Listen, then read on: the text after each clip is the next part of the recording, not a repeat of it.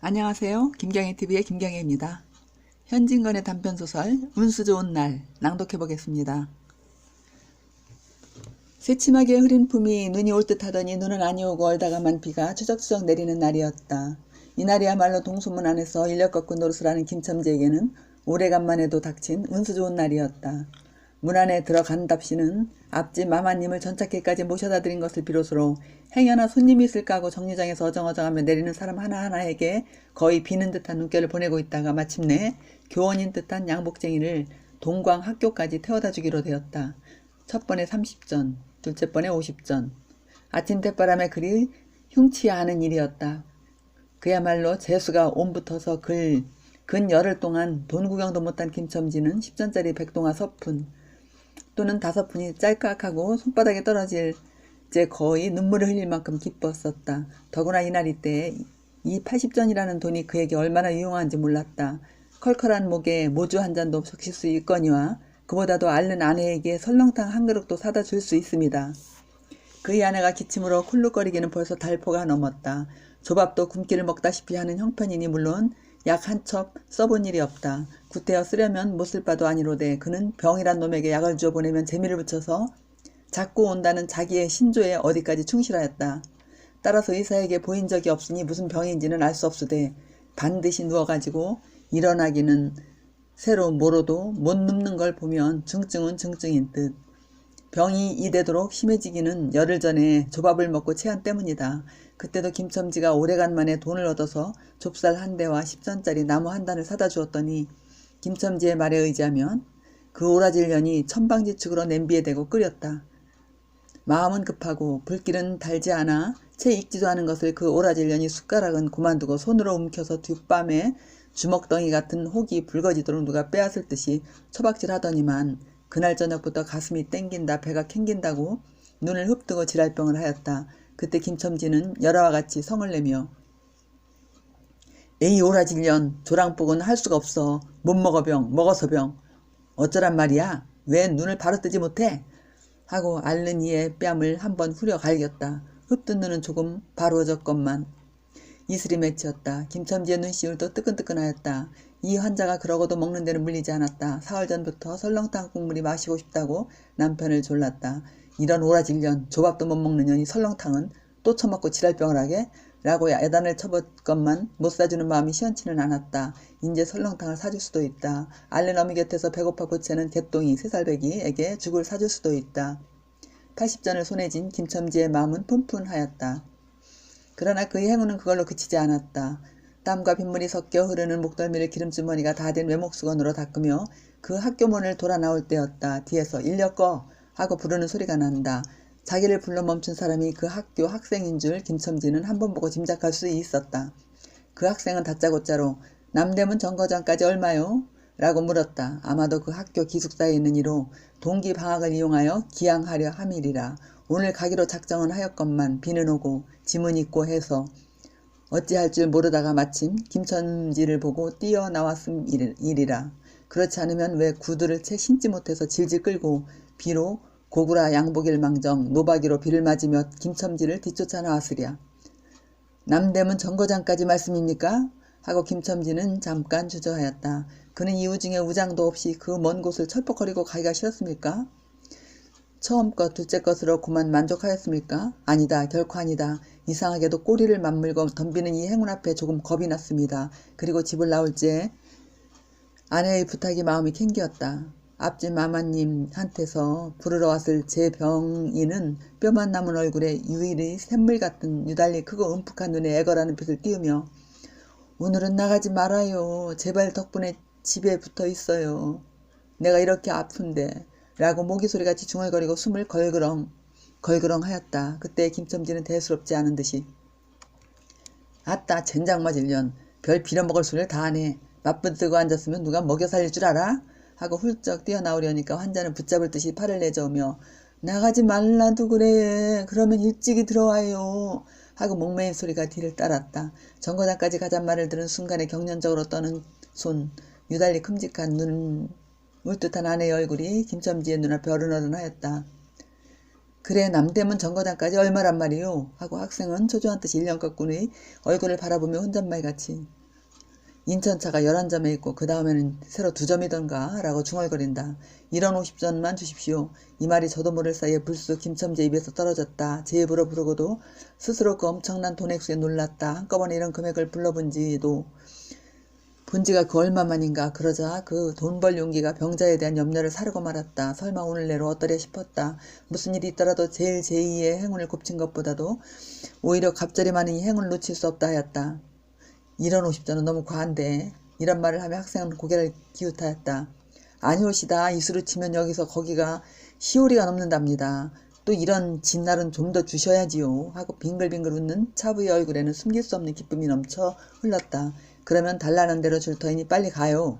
관대한 어린 손님은 이런 말을 남기고 총통이 옷도 입고 짐도 챙기러 갈 대로 갔다. 그 학생을 태우고 나선 김첨지의 다리는 이상하게 거뿐하였다.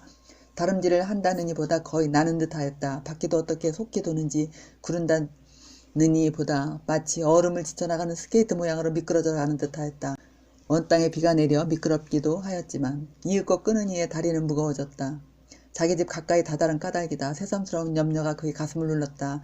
오늘은 나가지 말아요. 내가 이렇게 아픈데. 이런 말이 잉잉 그의 귀에 울렸다. 그리고 병자의 음숙 들어가니 원망하는 듯이 자기를 노리는 듯하였다. 그러자 엉엉하고 우는 개똥이의 곡성을 들은 듯 싶다. 딸꾹딸꾹하고 숨모는 소리도 나는 듯 싶다. 왜 이러요? 기차 놓치겠구만. 하고 탄이의 초조한 부르짖음이 간신히 그의 귀에 들어왔다. 언뜻 깨달으니 김첨지는 인력거를 진 채 길 한복판에 엉거주춤 멈춰있지 않은가. 예예 하고 김첨지는 또다시 다름질하였다. 집이 차차 멀어갈수록 김첨지의 걸음에는 다시금 신이 나기 시작하였다. 다리를 제게 놀려야만 쉴 새 없이 자기의 머리에 떠오르는 모든 근심과 걱정을 잊었듯이. 정거장까지 끌어다주고 그 깜짝 놀란 이런 50전을 정말 제 손에 짐에 제 말 맞다나 10리나 되는 길을 비를 맞아가며 질퍽거리고 온 생각은 아니하고 거저나 얻은 듯이 고마웠다. 졸부나된 듯이 기뻤다. 제 자식뻘밖에 안 되는 어린 손님에게 몇 번 허리를 굽히며 안녕히 다녀오십시오 하고 깍듯이 재우쳤다. 그러나 빈 인력거를 털털거리며 이후 중에 돌아갈 일이 꿈밖이었다. 노동으로 하여 흐른 땀이 식어지자 굶주린 창자에서 물 흐르는 옷에서 어슬어슬한 한기가 솟아나기 비롯하며 이런 50전이란 돈이 얼마나 괜찮고 괴로운 것인 줄 절절히 느꼈다. 정거장을 떠나는 그의 발길은 힘 하나 없었다. 온몸이 옹성그려지며 당장 그 자리에 엎어져 못 일어날 것 같았다. 젠장 맞을 것. 이 비를 맞으며 빈 인력거를 털털거리고 도라를 간담? 이런 빌어먹을 제 할미를 붙을 비가 왜 남의 상판을 딱딱 때려. 그는 몹시 화증을 내며 누구에게 반항이나 하는 듯이 대결거렸다. 그럴 즈음에 그의 머리엔 또 새로운 광명이 비쳤나니 그것은 이러고 갈 게 아니라 이 근처를 빙빙 돌며 차 오기를 기다리면 또 손님을 태우게 될는지도 몰라 라는 생각을 하였다. 오늘 운수가 개상하게도 좋으니까 그런 요행이 또 한 번 없으리라고 누가 보증하랴. 꼬리를 굴리는 행운이 꼭 자기를 기다리고 있다고 내기를 해도 좋을 만한 믿음을 얻게 되었다. 그렇다고 정거장 인력거꾼이 등살이 무서우니 정거장 앞에 섰을 수는 없었다. 그래 그는 이전에도 여러 번 해본 일이라 바로 정거장 앞 전차 정류장에서 좀 떨어지게 사람 다니는 길과 전차길 틈에 인력거를 세워놓고 자기는 그 근처를 빙빙 돌며 형세를 관망하기로 하였다. 얼마 만에 기차는 왔고 수십 명이나 되는 손이 정류장으로 쏟아져 나왔다. 그 중에서 손님을 물색하는 김첨지의 눈엔 양머리에 뒤쪽 높은 구두를 신고 망토까지 두른 기생 태물인 듯 난봉여 학생인 듯한 여편네의 모양이 띄었다. 그는 슬금슬금 그 여자의 곁으로 다가들었다. 아씨 인력거 아니 타시랍시오. 그 여학생인지 만지가 한참은 매어 때깔을 빼며 입술을 꾹 다문 채 김첨지를 거들떠보지도 않았다. 김첨지는 국어라는 거지나 무엇같이 연애영방 그의 기색을 살피며 아씨 정거장 애들보다 아주 싸게 모셔다 드리겠습니다. 댁이 어디신가요? 하고 추근추근하게도 그 여자의 들고 있는 일본식 버들 고리짝에 제 손을 대었다. 왜 이래? 남 귀찮게 소리를 벼락같이 지르고는 돌아선다. 김첨지는 어랍시오 하고 물러섰다. 전차는 왔다. 김첨지는 원망스럽게 전차 타는 일을 누리고 있었다. 그러나 그의 예감은 틀리지 않았다. 전차가 빡빡하게 사람을 싣고 움직이기 시작하였을 때 타고 남은 손 하나가 있었다. 굉장하게 큰 가방을 들고 있는 걸 보면 아마 붐비는 차 안에 짐이 크다 하여 차장에게 밀려 내려온 눈치였다. 김첨지는 되어섰다. 인력거를 타시랍시오. 한동안 값으로 승강일을 하다가 60전의 인사동까지 태워다 주기로 하였다. 인력거가 무거워지며 그의 몸은 이상하게도 가벼워졌고 그리고 또 인력거가 가벼워지니 몸은 다시금 무거워졌건만 이번에는 마음조차 초조해 온다. 집의 광경이 자꾸 눈앞에 어른거리어 인제 요행을 바랄 여유도 없었다. 나무등거리나 무엇 같고 제것도 같지 않은 다리를 연에 꾸짖으며 갈팡갈팡 뛰는 수밖에 없었다. 저놈의 인력거꾼이 저렇게 술이 취해가지고 이 진땅이 어찌가노? 라고 길 가는 사람이 걱정을 하리만큼 그의 걸음은 황급하였다. 흐리고 비오는 하늘은 어둠침침하게 벌써 황혼에 가까운 듯하다.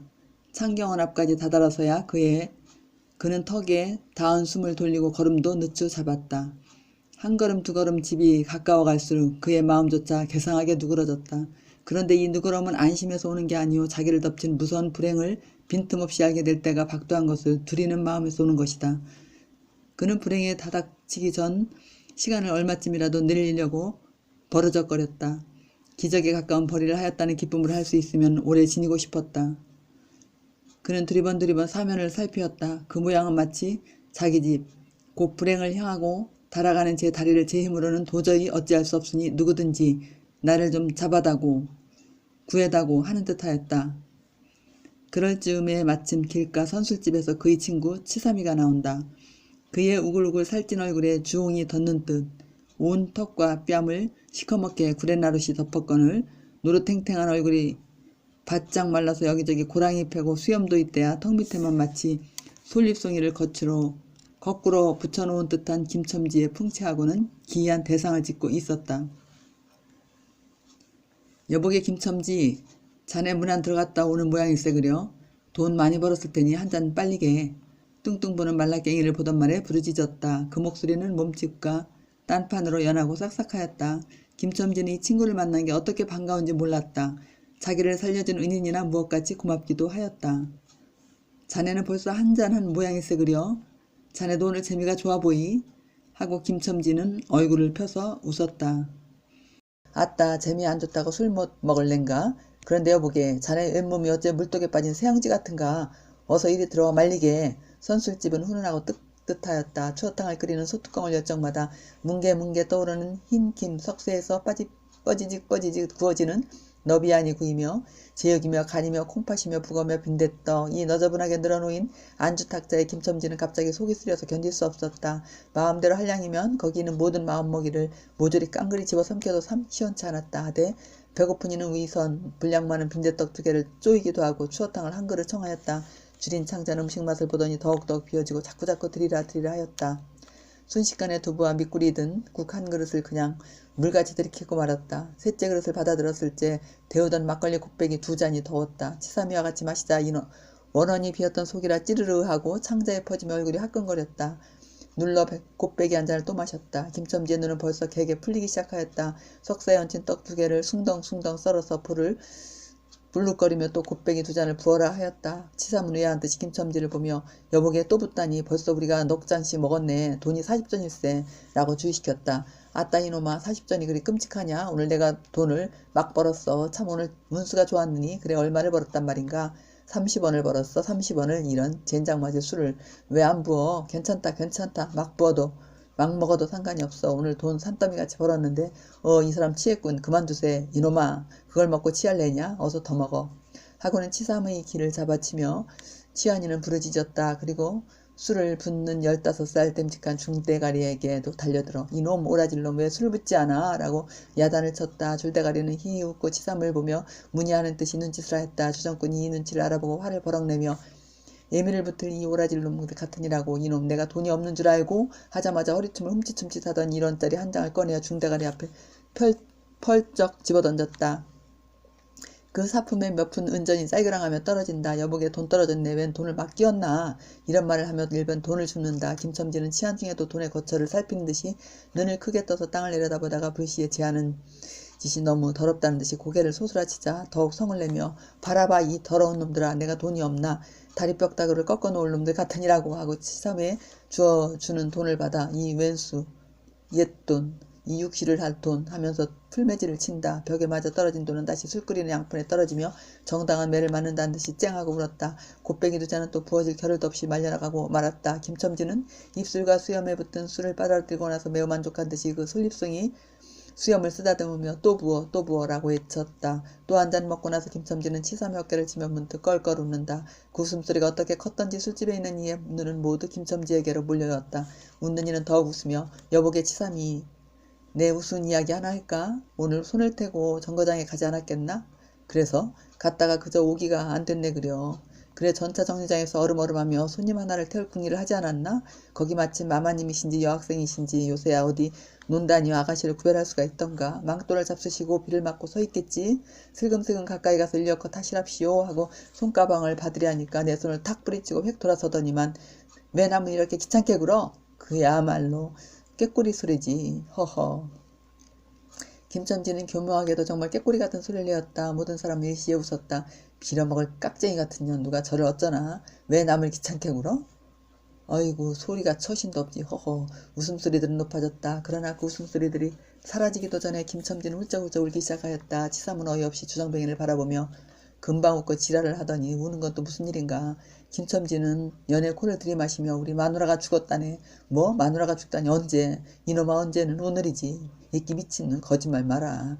거짓말은 왜 참말로 죽었어. 참말로 마누라 시체를 집에 뻗쳐 놓고 내가 술 먹다니 내가 죽일 놈이야 죽일 놈이야 하고 김첨지는 엉엉 소리를 내어 운다. 치삼은 흥이 조금 깨어지는 얼굴로 원 이 사람이 참말을 하나 거짓말을 하나. 그러면 집으로 가세. 자 하고 우는 이의 팔을 잡아 당겼다. 치삼의 끄는 손을 뿌리치더니 김첨지는 눈물이 글썽글썽한 눈으로 싱그레 웃는다.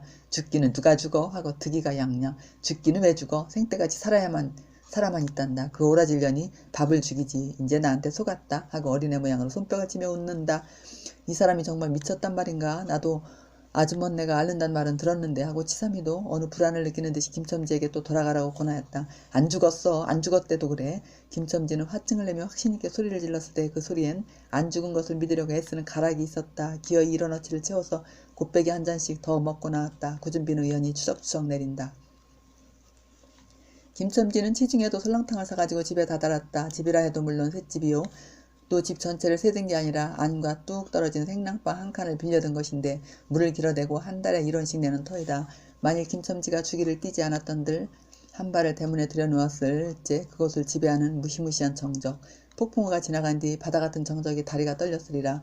훌룩거리는 기침소리도 들을 수 없다. 그르렁거리는 숨소리조차 들을 수 없다. 다만 이 무덤 같은 침묵을 깨뜨린다는 보다는 한층 더 침묵을 깊게 하고 불길하게 하는 빡빡하는 그윽한 소리, 어린애의 젖바는 소리가 날 뿐이다. 만일 청각이 예민한 이 같으면 그 빡빡 소리는 빨따름이요 꿀떡꿀떡하고 전 넘어가는 소리가 없으니 빈젖을 빤다는 것도 짐작하는지 모르리라. 혹은 김첨지도 이 불길한 침묵을 짐작했는지도 모른다. 그렇지 않으면 대문에 들어서자마자 전에 없이 이 난장맞을 년 남편이 들어오는데 나와보지도 않아? 이 오라질년? 이라고 고함을 친 게 수상하다. 이 고함이야말로 제 몸을 엄습해오는 무시무시한 증을 쫓아버리려는 허장성세인 까닭이다. 하여간 김첨지는 방문을 왈칵 열었다. 구역을 나게 하는 축이 떨어진 삿자리 밑에서 나온 먼지내 빨지 않은 기저귀에서 난 똥내와 오줌내 가지각색 때가 켜켜이 앉은 옷내 병인의 땀 썩은 내가 섞인 축이가 묻은 김첨지 코를 찔렀다. 방 안에 들었으며 설렁탕을 한 구석에 놓을 사이도 없이 주정꾼은 목청을 있는 대로 다 내어 호통을 쳤다. 이런 오라질년 주야장천 누워만 있으면 제일이야. 남편이 와도 일어나지를 못해? 라는 소리와 함께 발길로 누은이의 다리를 몹시 찼다. 그러나 발길에 채이는 건 사람이 살이 아니고 나무 등걸과 같은 느낌이 있었다. 이때 빽빽 소리가 응아소리로 변하였다. 개똥이가 물었던 젖을 빼어놓고 운다. 운데도 온 얼굴을 찡그려 붙여서 운다는 표정을 할 뿐이다. 응아소리도 입에서 나는 게 아니고 마치 뱃속에서 나는 듯하였다. 울다가 목도 잠겼고 또 울 기운조차 희진한 것 같다. 발로 차도 그 보람이 없는 걸 보자 남편은 아내의 머리맡으로 달려들어 그야말로 까치집 같은 환자의 머리를 꺼들어 흔들며 이년아 말을 해. 말을. 입이 붙었어? 이 오라질년. 응? 이것 봐. 아무 말이 없네. 이년아 죽었단 말이냐? 왜 말이 없어? 응? 또 대답이 없네. 정말 죽었나 보이. 이러다가 누은이의 흰 창을 덮은 위로 짙은 눈을 알아보자마자 이 눈깔 왜 나를 바라보지 못하고 천장만 보느냐 응? 하는 말끝엔 목이 메었다. 그러자 산 사람의 눈에서 떨어진 닭의 똥같은 눈물이 주근이의 뻣뻣한 얼굴을 어릉어릉 적시었다. 문득 김첨지는 미친듯이 제 얼굴을 주근이 얼굴에 한 대 비비대며 중얼거렸다. 설렁탕을 사다 놓았는데 왜 먹지를 못하니. 개상하게도 오늘은 운수가 좋더니만